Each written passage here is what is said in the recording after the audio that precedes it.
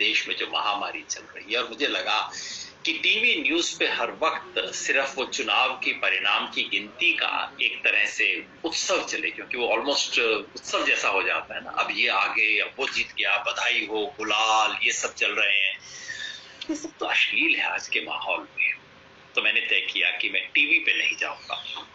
हाँ, ये नहीं कि चुनाव का परिणाम देखेंगे नहीं, उस पर टिप्पणी नहीं करेंगे, सोचेंगे नहीं, वो सब करेंगे, लेकिन टीवी जिस तरह से पूरा कब्जा कर लेता है हमारी कॉन्शियसनेस पे, हमारे दिलो दिमाग पे, हमारे दिमाग के पर्दे पे एक तरह से टीवी का पर्दा फिट हो जाता है, और वो दबाव ना बने इसलिए मैंने सोचा मैं अलग रहूंगा। मैंने देखा कई टेलीविजन चैनल ने भी आज ऐसा किया, दूसरों ने संतुलन किया, ये कहना चाहिए।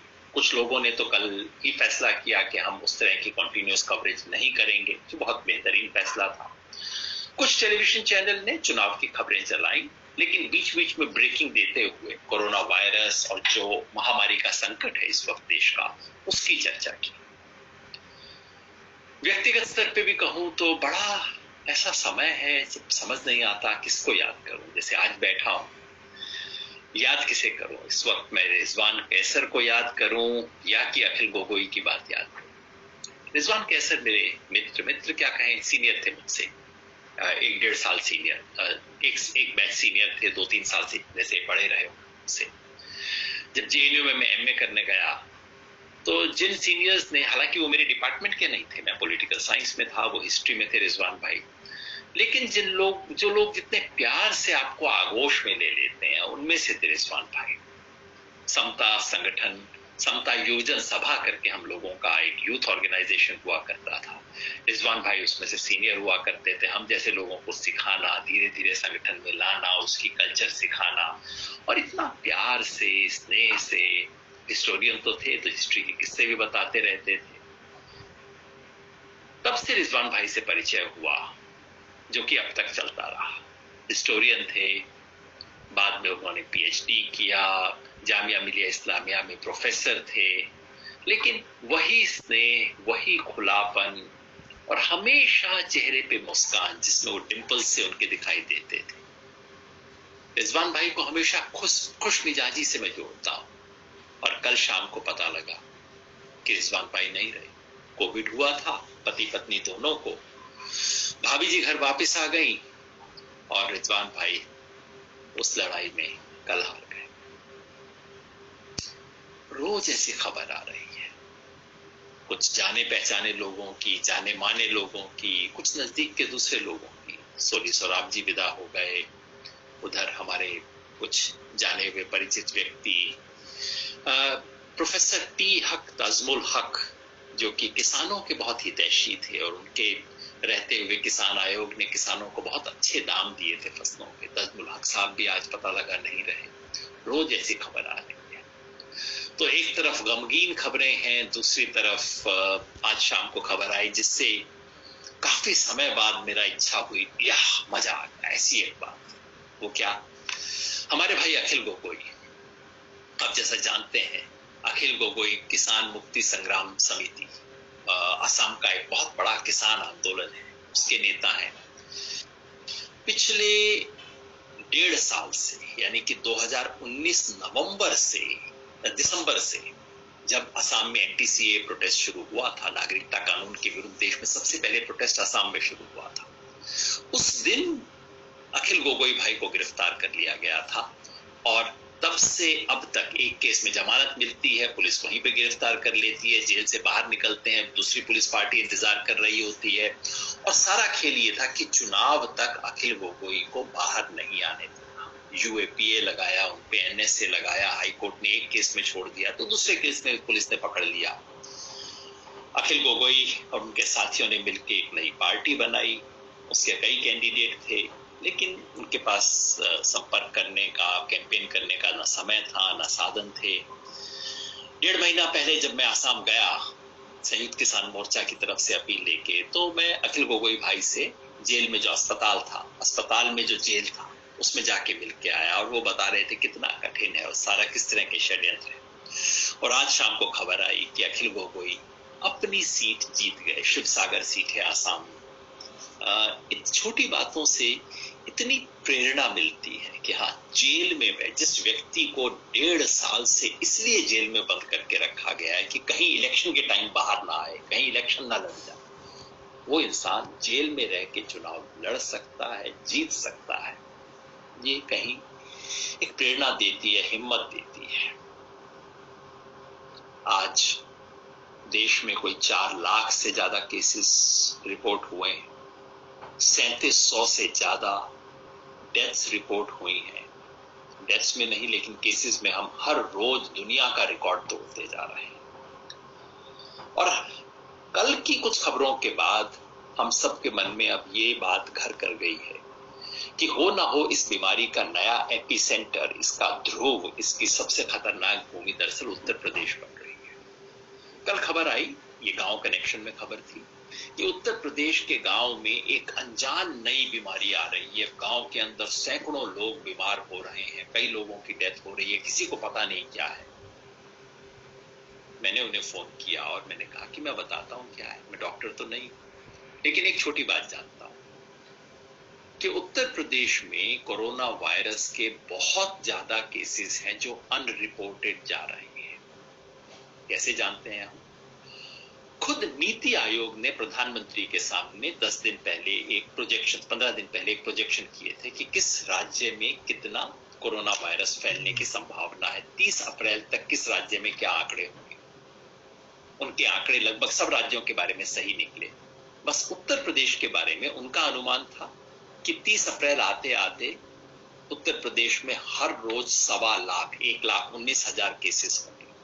लेकिन कितने रिपोर्ट हो रहे हैं सरकारी तौर पे? आज भी 35,000 के करीब केस रिपोर्ट हो रहे हैं। तो ये जो 75,000 के करीब एडिशनल केस जिनकी गुंजाइश थी, को 85,000 के करीब जिनकी गुंजाइश थी, वो कहां गए? वो है ये मिस्ट्री वायरस जो उत्तर प्रदेश के गांव में कुछ नया अजीब बुखार चल रहा है। वो शायद अजीब कुछ नहीं है, वो सिर्फ कोरोना ही है, बस उसका टेस्ट नहीं हो रहा है। टेस्ट नहीं हो रहा है तो अजीब लगता है। कोई कहता है कि मेरे को सिर्फ बुखार है, कोई कहता है मुझे सिर्फ खांसी है, कोई कहता है दस्त लगे हुए हैं, कोई कहता है मुझे सांस की बीमारी है। सबको एक ही बीमारी है, कोरोना वायरस, कोविड की बीमारी है, लेकिन वो अलग अलग नाम से चल रही है। और इस समय उत्तर प्रदेश में भी हालत बेहद खराब है। दिल्ली में तो है ही, मगर सारा देश उसको देख रहा है। उत्तर प्रदेश के ग्रामीण इलाकों में, और अब बिहार में भी ये फैल रहा है, मध्य प्रदेश से भी कुछ इलाकों से, ग्रामीण इलाकों से खबर आ रही है। और इसकी बेहद चिंता है। जैसा मैंने बार बार कहा है कि अगर उस इलाकों में फैलता है तो वहां तो कोई हमारे पास हेल्थ इंफ्रास्ट्रक्चर नहीं है, और वहां पे कितने लोग मरेंगे हमें तो पता ही नहीं लगेगा। दिल्ली में क्राइसिस होता है, कम से कम टीवी पे खबर तो आ जाती है, वहां पे खबर भी आएगी हम नहीं जानते। और सरकार क्या कर रही है? उत्तर प्रदेश सरकार इसमें व्यस्त है कि लोगों को बताया जाए कि तुम शिकायत नहीं करोगे, अगर तुमने ऑक्सीजन मांगी सोशल मीडिया पे तो तुम्हारे खिलाफ केस किया जाएगा। यहां तक कि सुप्रीम कोर्ट को कहना पड़ा कि भाई ये कैसे कर रहे हो, ये नहीं होने दिया जाएगा। इस देश में इतनी बड़ी महामारी और पूरी व्यवस्था, और व्यवस्था की शीर्ष पे बैठे हुए तमाम लोग, बिल्कुल जैसे पर्दा हटता जा रहा है। जितनी बड़ी स्वास्थ्य की महामारी है, उतनी ही बड़ी राजनीति की महामारी है। कोई जिम्मेवारी लेने को तैयार नहीं। इतनी अव्यवस्था इतने बड़े संकट में दुनिया में बहुत कम जगह देखी जा सकती है। और इस वक्त अगर आप इंटरनेशनल प्रेस देखें तो पूरी दुनिया में जिस तरह की बातें भारत के विश्व गुरु बनने, और इस वक्त बिल्कुल वही बातें जो 1950-60 में भारत के बारे में कही जाती थी, वो सब बातें कही जा रही है। देखो बेचारों के अस्पताल नहीं है, देखो लोग सड़क के ऊपर मर रहे हैं, देखो गरीब देश में ऐसा होता है। क्या हम वापस उस स्थिति में आ गए? राजनीति और महामारी का ये जो रिश्ता है, ये आज एक दूसरे संदर्भ में सामने आता है जब चुनाव आते हैं। चुनाव के परिणाम आए चारों राज्यों में, और सबसे बड़ा चुनाव परिणाम बंगाल। सबसे बड़ा इसलिए नहीं कि मेरी पसंद का है, सबसे बड़ा इसलिए कि खुद बीजेपी ने इसे इस देश का सबसे बड़ा चुनाव बना दिया था। पिछले 2-3 महीने से चारों तरफ बंगाल बंगाल, चारों तरफ ये जैसे अश्वमेध यज्ञ था कि बस इस बार बंगाल फतेह करके ही दिखाएंगे।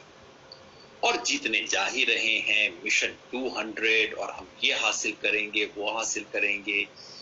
कितना ज्यादा प्रचार था। एग्जिट पोल ज्यादातर दिखा रहे थे ममता आगे हैं, लेकिन तब भी विश्वास नहीं था, खुद मुझे विश्वास नहीं था। जिस तरह का प्रचार, जिस तरह की सब कुछ धन बल सब कुछ लगा दिया, भारतीय जनता पार्टी ने बंगाल जीतने में सब कुछ झोंक दिया।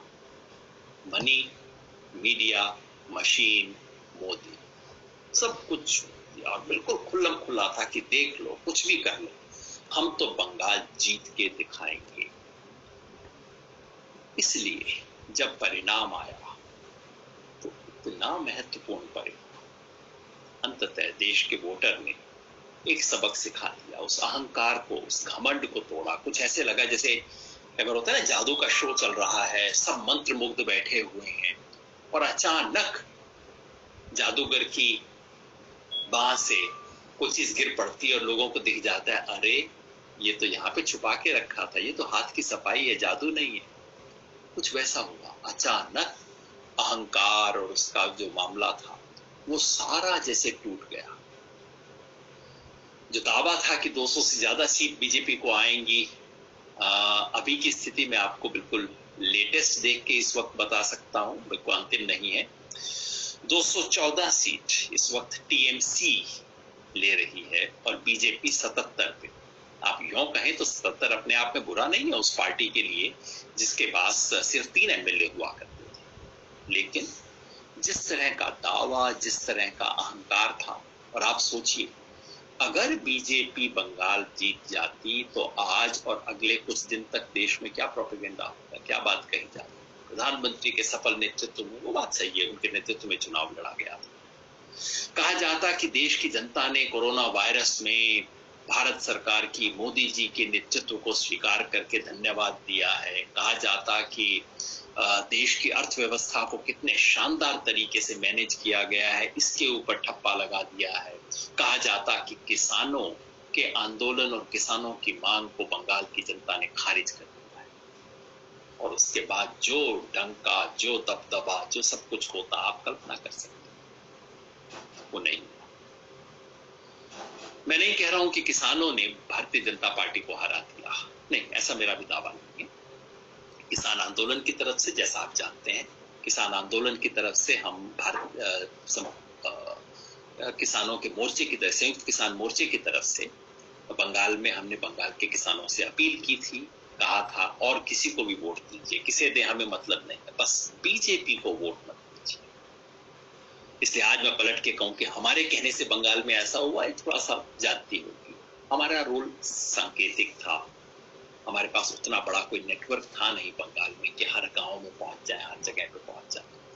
लेकिन फिर भी बंगाल के गांव में, बंगाल के किसान के मन में एक ही बात तो आई कि भाई ये क्या कर रहे हैं, कुछ ज्यादती कर रहे हैं। कहीं ना कहीं वो बात बंगाल तक पहुंची, उसने भी अपना असर दिखाया होगा।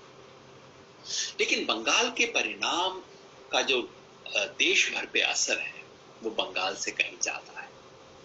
अचानक इस परिणाम से एक अवसर खुलता है। उस अवसर की बात करने से पहले दो पंक्ति बाकी 3 राज्यों पे भी जहां चुनाव हुए। असम में बीजेपी आई, पिछली बार से बेहतर परिणाम। मैं तो केवल अखिल गोगोई भाई का बताया, लेकिन बाकी बीजेपी पहले से बेहतर अवस्था में आई। क्यों आई कहना कठिन है, क्योंकि सरकार कोई बहुत अच्छी नहीं चलाई थी। हकीकत ये है, आज से 1 साल पहले जब एनटीसीए प्रोटेस्ट चल रहा था, कर्फ्यू सरकार लगाती थी, हजारों लोग गुवाहाटी में कर्फ्यू तोड़ के बाहर आ रहे थे।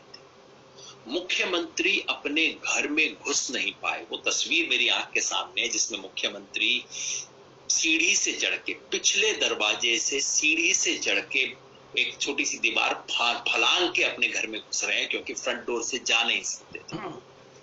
और 1 साल के बाद वही पार्टी धड़ल्ले से, इतने मजे से जीतती है। इसका क्या मतलब? मैं नहीं कह रहा कोई हेरा फेरी है, नहीं, विपक्ष का निकम्मापन है। कांग्रेस जिसको एक महाअवसर था, उसके निकम्मेपन, कांग्रेस के इस सवाल को न उठा पाने की वजह से, और कांग्रेस ने मजबूरी में किया एयूडीएफ के साथ समझौता, और एयूडीएफ के साथ समझौता करते ही प्रदेश के जो बाकी अहोनिया लोग थे उनको लगा अच्छा तो ये कांग्रेस तो कुल मिला के उन बंगाली मुसलमानों के साथ है, क्योंकि AUDF को उनकी पार्टी माना जाता है, जिससे कांग्रेस की हालत और पतली हुई। तो मैं इसे असम में कांग्रेस का कोई असम में बीजेपी की सरकार की सफलता की जगह विपक्ष के, खास तौर पे कांग्रेस के निकम्मेपन के परिणाम के रूप में देखता हूं। तमिलनाडु में क्या हुआ? तमिलनाडु में बेहद निकम्मी सरकार थी। असम के बारे में मैं कहता हूं कि अच्छी नहीं थी, लेकिन तमिलनाडु में तो जो AIADMK की सरकार चल रही थी जयललिता के बाद, पनीरसेल्वम जी की सरकार, इससे निकम्मी सरकार तो तमिलनाडु ने शायद देखी नहीं होगी। वो सरकार हारी, ADMK हारी, लेकिन उस तरह से नहीं जैसा मेरे जैसे लोगों ने अनुमान किया था। सच कहूं, मुझे तो लग रहा था कि तमिलनाडु में कभी कभी ऐसा होता है कि 234 में से किसी पार्टी को 230 सीट आ जाता है। वहां जब एक बार झाड़ू लगनी शुरू होती है ना, पूरी लग जाती है। मैं तो सोच रहा था कहीं वैसी झाड़ू लग सकती है, लेकिन हैरानी की बात यह है कि ADMK 85 सीट लेके अभी भी कायम है। DMK और उसके सहयोगियों को 149, तो 150 सीट उनको मिली है, स्पष्ट बहुमत है। लेकिन DMK जो सोच रही थी कि खाली DMK को अपने आप बहुमत मिल जाएगा, वो नहीं मिला। और वो जो सोचा था कि इतनी निकम्मी सरकार होने के बाद तो बिल्कुल सफाया हो जाएगा, वो नहीं है। संकेत इसका मतलब ये है कि ADMK अभी खत्म नहीं होने वाली है, क्योंकि पहले लग रहा था कयास इसका कि इस चुनाव के बाद ADMK तो बिल्कुल ध्वस्त हो जाएगी, और ध्वस्त हो जाएगी तो भारतीय जनता पार्टी काफी समय से देख रही है कि हमें तमिलनाडु में कोई पार्टी चाहिए जिसको हम एक्वायर करें, जैसे फ्रेंचाइजी होती है ना दुकानों की, कुछ वैसी फ्रेंचाइजी करने के इंतजार में है। तो वैसा अभी नहीं हो पाया। अभी DMK और ADMK दोनों वहां पे कायम है। तो DMK ने कोई बहुत शानदार चुनाव लड़ा हो ऐसा नहीं है, लेकिन एक निकम्मी सरकार, जितनी बुरी तरह सजा मिलनी चाहिए थी वैसी नहीं मिली। तमिलनाडु का ये कह सकते हैं। केरला में कुछ अनहोनी हुई है। अनहोनी हुई है इस मायने में कि केरला में पिछले 40 साल से हर बार सरकार पलटती, कभी कांग्रेस वाला UDF, अगली बार CPM वाला LDF।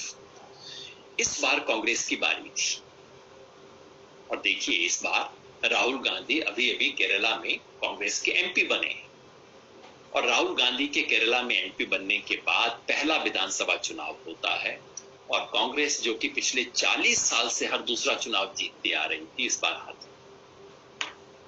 वैसे मैं नहीं समझता कि मुख्यतः राहुल गांधी की वजह से था या ये सबसे महत्वपूर्ण कारण था, लेकिन इसका महत्व तो है कि कांग्रेस जहां उसका बना बनाया अवसर था वहां नहीं जीती। क्यों नहीं जीती? 2-3 बातें स्पष्ट दिखती हैं। पहला कि पिनरई विजयन खुद एक लोकप्रिय मुख्यमंत्री के रूप में उभरे हैं। दूसरा, कोविड में केरला सरकार का जो एक्शन था वो दूसरों से कहीं बेहतर था। कम से कम ये सरकार है जिसने एक महामारी के अंदर अपने काम को दिखाया, दूसरे राज्यों से बेहतर स्थिति बना के दिखाई, तो कहीं ना कहीं उसका भी इनाम उस पार्टी को मिला होगा। एक और चीज हो रही है केरला में जो बहुत गहरी है। केरला में जितने भी माइनॉरिटी वोटर्स हैं, क्रिश्चियन और मुस्लिम, वो पहले LDF से बहुत खफा रहते थे।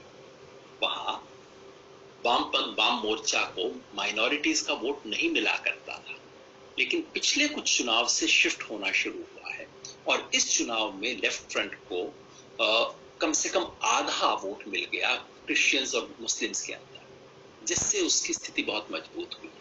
तो हुआ बेसिकली ये है कि केरला का जो माइनॉरिटी वोटर है वो थोड़ा नहीं है, वहां के 40% है। 40% वोटर केरला का क्रिश्चियन और मुस्लिम। उस वोटर ने मोटे तौर पे ये सोचा है कि लोकसभा चुनाव में वो वोटर कांग्रेस का साथ देता है। इस बार 2019 के अंदर जम के उन्होंने UDF को वोट दिया, और LDF का लगभग सफाया हो गया था पिछले चुनाव में 2019 में, पिछले लोकसभा चुनाव। लेकिन विधानसभा आते आते वो तैयार है उसको मौका देने के लिए। तो कुछ हद तक केरला में आप कह सकते हैं कि एक बेहतर सरकार चलाने का इनाम मिला है। हालांकि इसको एक विचारधारा, लेफ्ट आइडियोलॉजी की जीत के रूप में कहना शायद थोड़ा जाती होगी, क्योंकि खुद पिनरई विजयन कोई बहुत लेफ्ट विचारधारा वाले व्यक्ति नहीं। लेफ्ट में रहते हुए जितने एक तरह के मेन स्ट्रीम हो सकते हैं वैसे ही राजनेता है। और बंगाल में क्या हुआ, क्यों हुआ, अभी पूरे वोट के आंकड़े मेरे पास नहीं है, लेकिन एक बात साफ है कि बीजेपी जिस तरह का बड़बोलापन दिखा रही थी, जिस तरह के लोकप्रियता अपनी दर्शा रही थी और मीडिया भी जो दिखा रहा था, वो जमीन पर कतई नहीं था। जमीन पर तृणमूल कांग्रेस ने अपने आप को स्थापित किया। अब मैं ये कहूं कि बहुत अच्छी सरकार चलाई थी, ऐसा मुझे नहीं लगता। तृणमूल सरकार, कांग्रेस की सरकार एक औसत सी सरकार थी, कोई बहुत शानदार काम नहीं किया। बीच में तो बहुत भारी करप्शन भी हुआ और 2018 के पंचायत चुनाव में भारी हिंसा हुई, जिसमें उन्होंने अपने ऑपोजिशन वालों को टारगेट किया। बहुत अनपॉपुलर हुई सरकार इस सब की वजह से। पिछले 1-1.5 साल से उन्होंने उसकी रंगाई पुताई, रोगन रंगाई करने का काम काफी कुछ किया, कुछ स्कीम्स लॉन्च की, उससे कुछ असर हुआ होगा। ममता बनर्जी का नेतृत्व, ये बात स्पष्ट है। 2-3 बात आप स्पष्ट कह सकते हैं। पहला कि ममता बनर्जी के मुकाबले में बीजेपी के पास कोई नेता नहीं था और बीजेपी शायद ये दाग पूरी तरह धो नहीं पाई कि ये तो बाहर की पार्टी है, इसके पास तो अपने स्थानीय लोग नहीं है। तो ये बाहरी होने का दाग ये शायद धुल नहीं पाया बीजेपी से। कुल मिलाकर ममता बनर्जी काफी आगे रही है। उस तरह के जो बड़े बड़े दावे किए जाते थे वो सब दावे ध्वस्त हो गए हैं। पर मेरा असली रुचि बंगाल के चुनाव के विश्लेषण में नहीं, उस चुनाव के परिणाम के विश्लेषण में मुझे रुचि है। और परिणाम बहुत बड़ा ये हुआ है कि ये जो अश्वमेध यज्ञ था उसका घोड़ा रुक गया है। जादू के शो में एक तरह से अचानक तिलिस्म टूट गया है और ये एक अवसर है। आपदा में अवसर की बात की जाती है, लेकिन मैं आपदा और अवसर की बात करता हूं। एक तरफ आपदा है, महामारी में आपदा भी है, महामारी में अवसर भी है। अवसर है इस देश में स्वास्थ्य सेवाओं को नए तरीके से देखने और बनाने का। चुनाव में भी आपदा है। आपदा ये है कि चुनाव का लगता है लोगों के दिन रोजमर्रा के दुख तकलीफ से कनेक्शन टूट गया है, लेकिन अवसर ये है कि ये अचानक देश के सामने एक मौका आया है। मैं समझता हूं पिछले 7 वर्ष का सबसे बड़ा अवसर आज बंगाल के चुनाव के परिणाम के बाद आया है और ये वो समय आ रहा है जिस समय देश में अवसर क्या है? अवसर है देश में लोकतंत्र को बचाने का। जो हर रोज लोकतंत्र सिकुड़ रहा है, हर रोज संस्थाएं दब रही हैं, मीडिया का गला घुट रहा है, अहंकार और वर्चस्ववादी सत्ता बढ़ रही है। ऐसे में एक छोटा सा, आप समझिए, एक रोशनदान खुला है, अचानक रोशनी आई है। हाँ, इसका मुकाबला किया जा सकता है, अहंकार का जवाब दिया जा सकता है, बीजेपी को हराया जा सकता है, जितना भी पैसा हो, जितना भी मीडिया हो, लेकिन अंत में लोग खड़े हो जाए तो मुकाबला कर सकते हैं। ये बहुत बड़ा सबक है, ये बहुत बड़ी सीख है, ये बहुत बड़ा उम्मीद देने वाली बात है आज के हालात में। विशेष बात ये है कि अभी बहुत समय बाद अब कुछ लोगों को महसूस होना शुरू हुआ है कि भाई ये सरकार इतनी बड़ी महामारी का मुकाबला नहीं कर पा रही और उन लोगों को अब याद आने लगा है कि अच्छा, डिमोनेटाइजेशन में भी तो यही किया था, पिछले साल जो लॉकडाउन हुआ उसमें भी तो यही किया था। पहली बार मोह भंग शुरू हुआ है। ये वो समय है जब देश की अर्थव्यवस्था को बहुत बड़ी चुनौती है और उसका कोई जवाब सरकार के पास नहीं है। ये वो समय है जब एक अभूतपूर्व किसान आंदोलन दिल्ली के दरवाजे पे रोज चुपचाप से दस्तक दे रहा है। तो बंगाल के चुनाव का परिणाम, देश में इस वक्त के हालात, अर्थव्यवस्था की हमारी हालत और किसान आंदोलन की सच्चाई, उसकी मजबूती, ये सब मिलाकर एक नया अवसर भी दे रहे हैं इस देश में लोकतंत्र की बंद खिड़की दरवाजों को खोलने का। लेकिन वो कैसे होगा? आज की सीख ये भी है कि वो और कोई भी कर ले, कांग्रेस से तो नहीं होगा। वो तो अपना पौंडीचेरी में जहां सत्ता में थे वो नहीं बचा पाए, असम और केरला में मौका था वो नहीं ले पाए, और बंगाल में तो अप्रासंगिक हो गए हैं पूरी तरह से। तो कांग्रेस तो नहीं कर सकती, सिर्फ विपक्षियों का जमावड़ा नहीं कर सकता, और नित सुबह रोज उठ के घोर और केवल मोदी विरोध करने से काम नहीं चलेगा। एक अवसर है, लेकिन वो अवसर है नए तरीके से सोचने का। इस सवाल पे आगे हम और चर्चा करेंगे, बाद में देखेंगे।